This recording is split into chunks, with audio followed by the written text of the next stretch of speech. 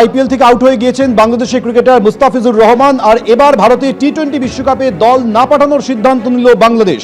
এবছর ভারতে টি-20 বিশ্বকাপে দল পাঠাবে না বাংলাদেশ ক্রিকেট বোর্ড। ডিরেক্টরদের বৈঠকে দল না পাঠানোর সিদ্ধান্ত হয়েছে বলে খবর প্রথম আলো সূত্রে। বাংলাদেশ শ্রীলঙ্কা টি-20 ম্যাচ ভারত থেকে সরানোর দাবি জানিয়েছে বাংলাদেশ। ম্যাচ সরানোর আর্জি জানিয়ে আইসিসির দ্বারস্থ হয়েছে বিসিবি। বিসিসিআই এর সিদ্ধান্তে বাংলাদেশের পেসার মুস্তাফিজুর রহমানকে রিলিজ করে দিয়েছে কেকেআর। মুস্তাফিজুরকে ছেড়ে দেওয়ার জেরেই এই সিদ্ধান্ত বিসিবি বলে খবর প্রথম আলো।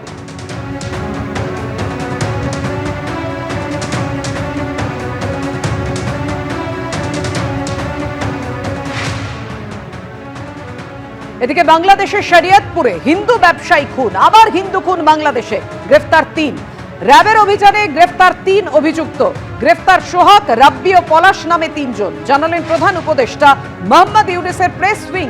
মৃত্যুর আগে জবানবন্দিতে 3 জনের নাম বলেন ব্যবসায়ী।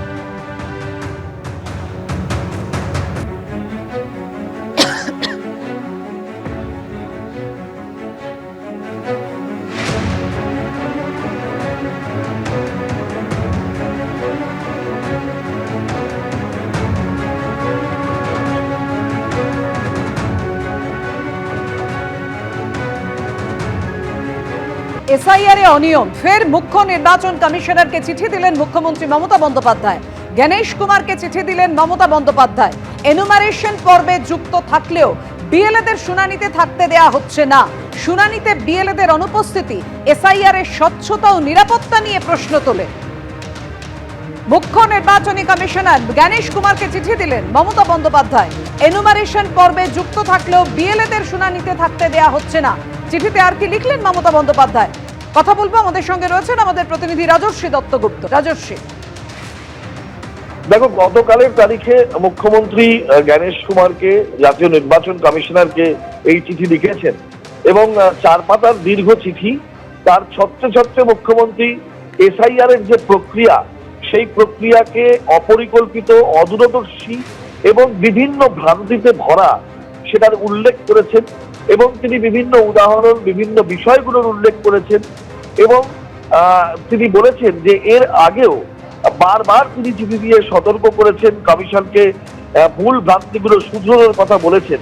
তিনি নভেম্বর মাসে চিঠি দিয়েছিলেন, তিনি ডিসেম্বর মাসে চিঠি দিয়েছিলেন, সেইগুলোরও উল্লেখ করে মনে করিয়ে দিয়েছেন এবং তারপরে তিনি লিখেছেন যে এই অনিয়ম, ভ্রান্তি, অপরিকল্পিত একটা দিশাহীন ব্যবস্থা, সেইগুলো যদি দ্রুত পদক্ষেপ না কমিশন করে, যদি না কারেকশন করে, তাহলে কিন্তু এই গোটা প্রক্রিয়াটা বিফল হবে, ব্যর্থ হবে এবং সেটা গণতান্ত্রিক ব্যবস্থার মধ্যে কিন্তু সেটা সমস্যাজনক।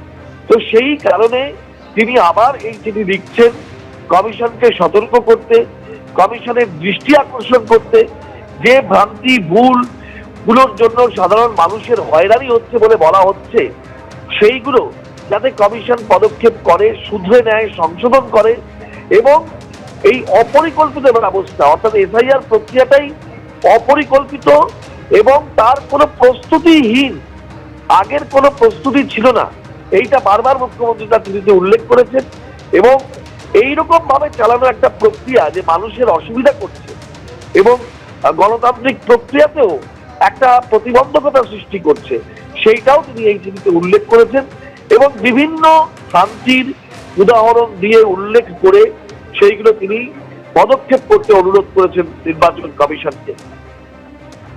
ধন্যবাদ তোমায়। এসআইআর আতঙ্কে নাম বাদ যাচ্ছে অনেকের এবং বিএলএদের কেন থাকতে দেয়া হচ্ছে না, এসআইআর এ অনিয়ম, ফের মুখ্য নির্বাচন কমিশনারকে চিঠি দিলেন মুখ্যমন্ত্রী মমতা বন্দ্যোপাধ্যায়। গণেশ কুমারকে চিঠি মুখ্যমন্ত্রী। এনুমারেশন পর্বে যুক্ত থাকলেও বিএলএদের শুনানিতে থাকতে দেয়া হচ্ছে না। শুনানিতে বিএলএদের অনুপস্থিতি এসআইআর এর স্বচ্ছতা ও নিরাপত্তা নিয়ে প্রশ্ন তোলে। পর্যাপ্ত প্রস্তুতি ছাড়াই এসআইআর চলছে। এই সব অনিয়ম, খামতি দূর না করলে গোটা এসআইআর প্রক্রিয়াই ব্যর্থ হবে। এইভাবে এসআইআর চলতে থাকলে অপূরণীয় ক্ষতি হতে পারে। চিঠি লিখলেন মুখ্যমন্ত্রী মমতা বন্দ্যোপাধ্যায় গণেশ কুমারকে। এবিপি আনন্দ, এগিয়ে থাকে, এগিয়ে রাখে।